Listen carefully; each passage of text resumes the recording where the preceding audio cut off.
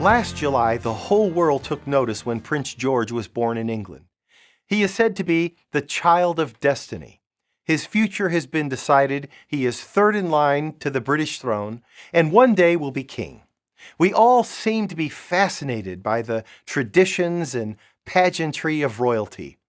So it wasn't surprising that this child captured the imagination of people around the world.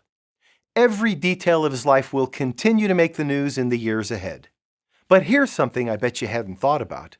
According to the U.S. Bureau of Statistics, Prince George was only one of about 370,000 babies born that day. Most were born in the world's poorer countries. Many, sadly, have already died. Many more will not survive their first year.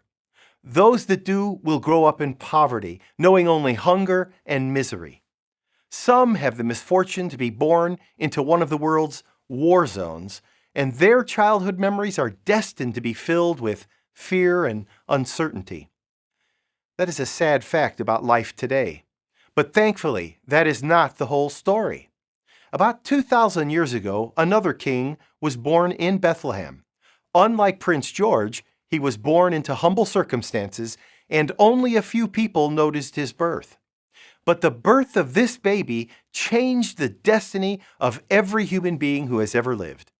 I am, of course, talking about Jesus. Through his life, death, and resurrection, the promise of eternal life in a restored and renewed creation is made available to every human being.